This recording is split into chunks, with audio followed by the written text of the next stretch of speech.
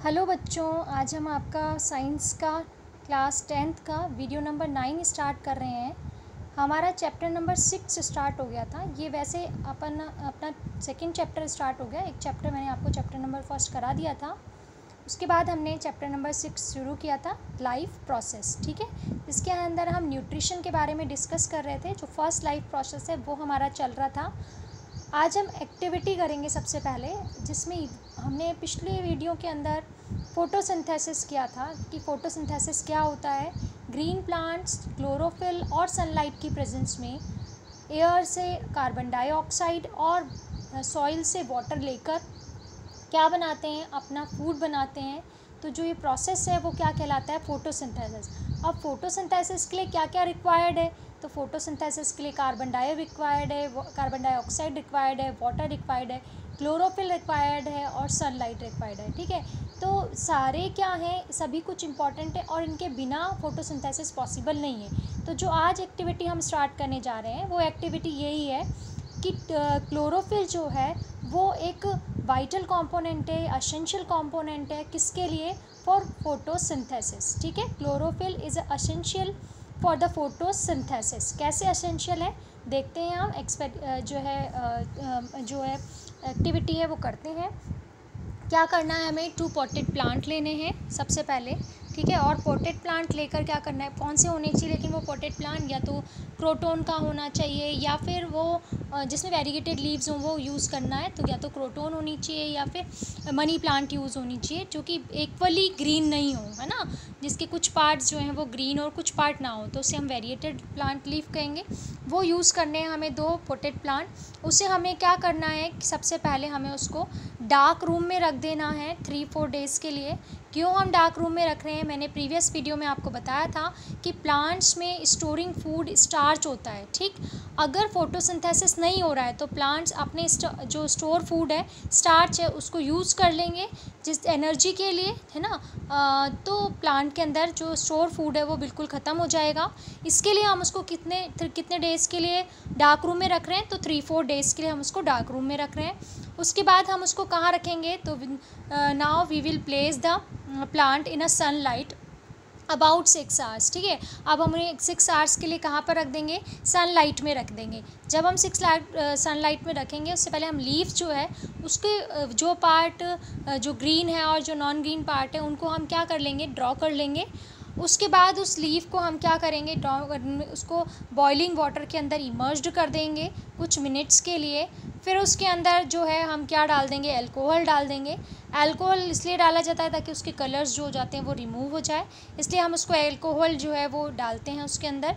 ठीक है, जब तक अल्कोहल जो है वो बॉईल होने नहीं लग जाता तब तक हम उसके अंदर इमर्ज रखते हैं। उसके बाद हम क्या करते हैं, उस प्लांट लीफ को निकाल लेते हैं और निकालने के बाद हम उसको डाइल्यूट सॉल्यूशन ऑफ आयोडीन में इमर्ज करते हैं।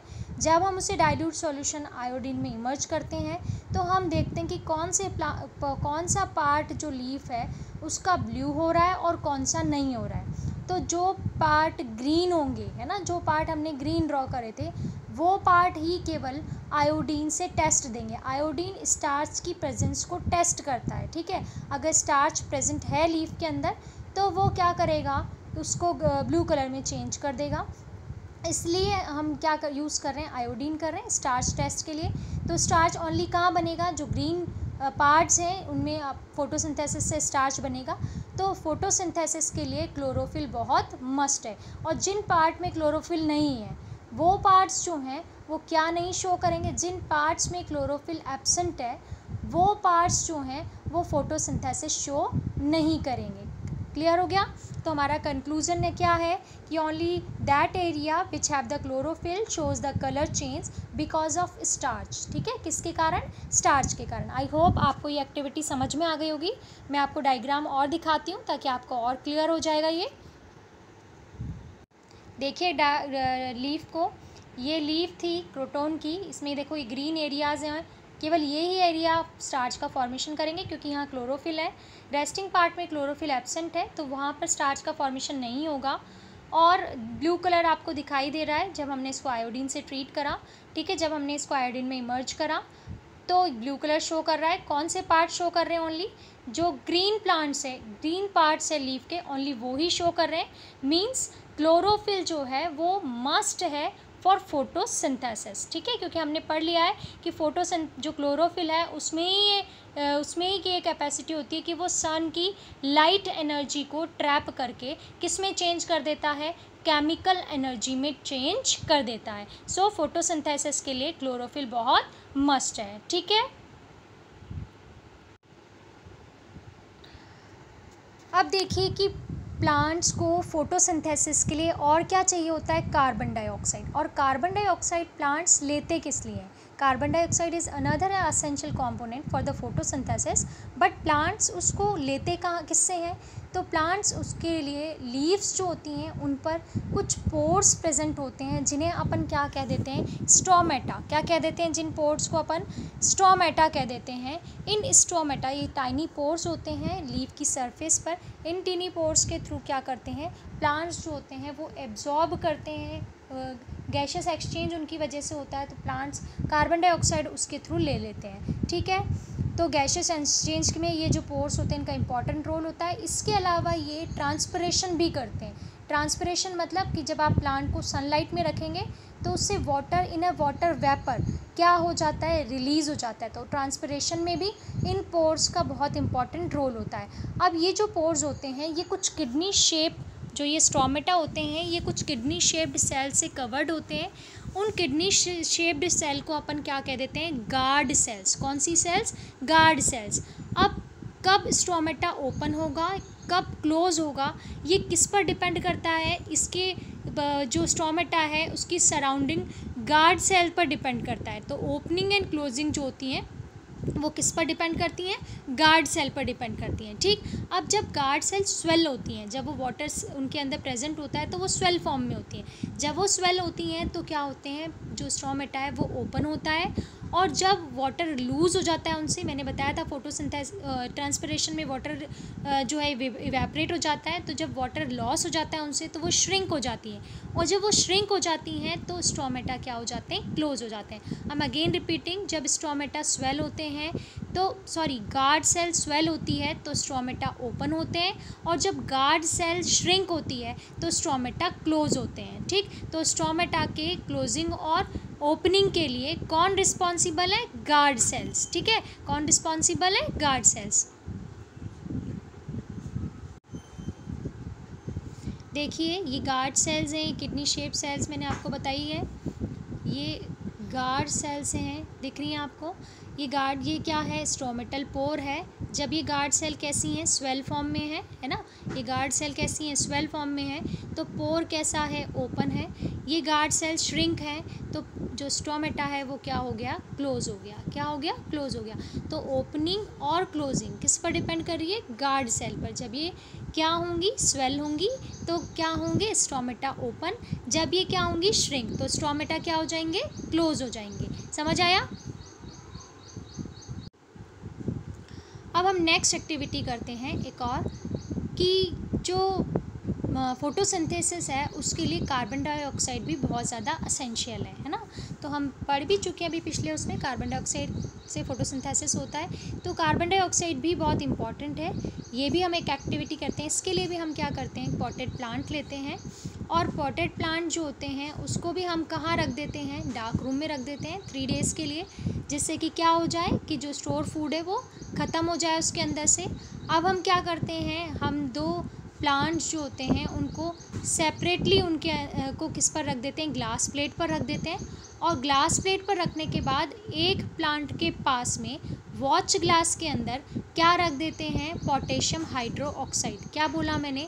2 पॉटेड प्लांट लेते हैं, दोनों पॉटेड प्लांट को पहले 3 डेज़ के लिए डार्क रूम में रख देते हैं। उसके बाद उन पॉटेड प्लांट को वहाँ से हटा के और उन्हें 2 ग्लास प्लेट्स पर रखते हैं।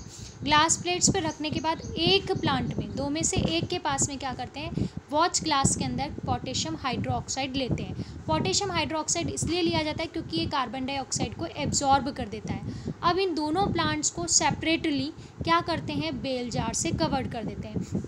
बेल जार से कवर करने के बाद जो नीचे वाला सरफेस है उसको जो है वैक्स से सील्ड कर दिया जाता है ताकि एयर उसके अंदर एंटर ना हो पाए। अब हम उस पोटेड प्लांट जो है उसको कहाँ पर रखेंगे, सनलाइट में रखेंगे। सनलाइट में रखने के बाद हम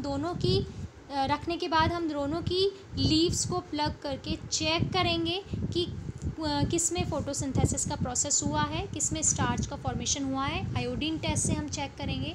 जब हम आयोडीन टेस्ट करते हैं तो हम क्या देखते हैं, क्या ऑब्ज़र्व करते हैं कि वो लीव जिसके पास में, वो प्लांट जिसके पास में पोटेशियम हाइड्रोक्साइड रखा हुआ था वो आयोडीन टेस्ट नहीं देता, वो स्टार्च टेस्ट नहीं देता। और जो दूसरा वाला है वो स्टार्च टेस्ट जो है आयोडीन का टेस्ट देता है। स्टार्च जो है वो चेंज हो जाता है, उसके अंदर कलर चेंज हो जाता है लीफ के अंदर। क्यों ऐसा हुआ? क्योंकि जिसके पास में पोटेशियम हाइड्रोक्साइड था उसने कार्बन डाइऑक्साइड एब्जॉर्ब कर ली और प्लांट को अवेलेबल नहीं हो पाई फोटोसिंथेसिस के लिए। लेकिन नेक्स्ट वन में क्या हुई, वो कार्बन डाइऑक्साइड अवेलेबल थी प्लांट के लिए, इसलिए उसने फोटोसिंथेसिस किया। तो आई होप दोनों एक्टिविटीज़ आपको समझ में आ गई होगी। ये भी आपको मैं एक बार डायग्राम समझा देती हूँ। देखिए ये बेल जार है ग्लास का बना हुआ, ये वॉच ग्लास में पोटेशियम हाइड्रोक्साइड रखा हुआ है, इसमें नहीं रखा हुआ है। 2 पॉटेड प्लांट लिया आपने, ठीक है, ये समझ में आ गया अच्छे से। चलिए ये बेल जार है ग्लास, इनको सील कर देते हैं अपन, ठीक है।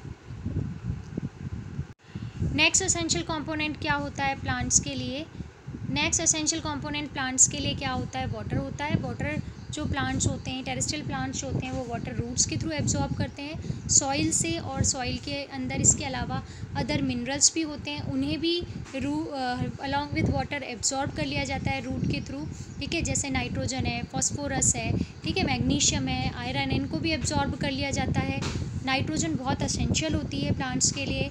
नाइट्रोजन को लेकिन प्लांट एटमॉस्फेरिक नाइट्रोजन नहीं ले सकते, उन्हें नाइट्राइट या नाइट्रेट की फॉर्म में लेते हैं, ठीक है। और ये नाइट्राइट और नाइट्रेट की फॉर्म में सिंथेसिस किसके थ्रू किया जाता है? बैक्टीरिया के थ्रू किया जाता है। किसके थ्रू किया जाता है? सिम्बायोटिक बैक्टीरिया, राइजोबियम, है ना, जैसे उनके थ्रू क्या किया जाता है, वो जो नाइट्रोजन का जो है नाइट्रोजन फिक्सेशन किया जाता है, नाइट्राइट्स और नाइट्रेट्स में चेंज करके सॉइल को अवेलेबल करा दिया जाता है।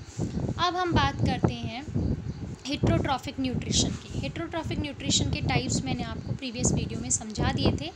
अब हम स्पेसिफाइड न्यूट्रिशन इन अमीबा में डिस्कस करेंगे। अमीबा एक यूनिसेलुलर ऑर्गेनिज्म होता है बेटा। यूनिसेलुलर ऑर्गेनिज्म मींस ये सिंगल सेल का बना हुआ होता है। और एक और इम्पॉर्टेंट थिंग है इन अमीबा के लिए कि इसकी बॉडी जो है उसका एक डेफिनेट शेप नहीं होता है, ये अपना शेप चेंज करता रहता है। तो जैसे ही कोई फूड पार्टिकल इसके कांटेक्ट में आता है ये क्या बना लेता है, कुछ फिंगर लाइक प्रोजेक्शंस बना लेता है उस फूड पार्टिकल को कवर करने के लिए, जो कि क्या कहलाते हैं? Pseudopodia. Pseudopodia means false feet होते हैं उसके। जैसे ही दोनों सूडोपोडिया जो है वो फ्यूज हो जाते हैं तो वो फूड वैक्यूल के थ्रू फूड पार्टिकल को कवर कर लिया जाता है। अब ये जो वैक्यूल होती है इसके अंदर डाइजेस्टिव जूसेस सिक्रीट किए जाते हैं अमीबा के थ्रू। जो डाइजेस्टिव जूस क्या करते हैं, उन फूड पार्टिकल्स को डाइजेस्ट करने का काम करते हैं।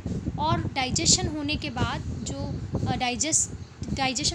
डाइजेशन हो चुका है जिस फूड पार्टिकल का, उसको क्या करा जाता है? एब्जॉर्ब कर लिया जाता है, उसका एसिमिलेशन करके उसको साइटोप्लाज्म में डाल दिया जाता है। और जो अनडाइजेस्टेड फूड होता है उसे ईजेशन के प्रोसेस के थ्रू बॉडी से बाहर एक्सपेल आउट कर दिया जाता है। तो ये बात हो गई अमीबा की, ठीक है। अब एक और यूनिसेलुलर ऑर्गेनिज्म होता है पैरामीशियम। बट पैरामीशियम और अमीबा में क्या डिफरेंस होता है कि पैरामीशियम जो होता है उसका एक तो बॉडी शेप डेफिनेट होता है, तो उसके अंदर क्या होता है, जब उसका बॉडी शेप डेफिनेट होता है तो उसकी बॉडी के अराउंड यानी उसकी सेल के अराउंड कुछ हेयर लाइक प्रोजेक्शंस होते हैं जिन्हें हम सीलिया कहते हैं। वो सीलिया क्या करते रहते हैं? मूव करते रहते हैं और जो फूड पार्टिकल होता है उसको कहाँ तक ले आते हैं? जो पैरामीशियम होता है उसकी माउथ की तरफ ले आते हैं, उसके एंट्रिंग के पास ले आते हैं और उसके थ्रू जो फूड है वो अंदर ले लिया जाता है। तो इस तरीके से जो पैरामीशियम है उसमें फूड को इनटेक किया जाता है, ठीक है बेटा। ये देखिए ये अमीबा है, इसमें फूड पार्टिकल है। यहाँ अमीबा ने सूडोपोडिया बनाना स्टार्ट कर दिया। यहाँ देखो फूड पार्टिकल को कवर कर रहा है ये। यहाँ दोनों जो सूडोपोडिया है वो फ्यूज़ हो गए, फूड वैक्यूल बन गई। अब वैक्यूल में क्या होगा? बहुत सारी डाइजेस्टिव एंजाइम होंगे, डाइजेस्ट करेंगे। उसके बाद फूड को कहाँ डाल दिया जाएगा? साइटोप्लाज्म में। और अनडाइजेस्टेड फूड को कहाँ निकाल दिया जाएगा? बाहर निकाल दिया जाएगा। तो इस तरीके से अमीबा में न्यूट्रिशन का प्रोसेस होता है। Heterotrophic type of nutrition amoeba में देखने को मिलता है। आई होप आपको ये टॉपिक बहुत अच्छे से समझ में आ गया होगा। ठीक है, नेक्स्ट वीडियो में हम ह्यूमन के अंदर जो डाइजेशन का प्रोसेस है उसके बारे में स्टडी करेंगे।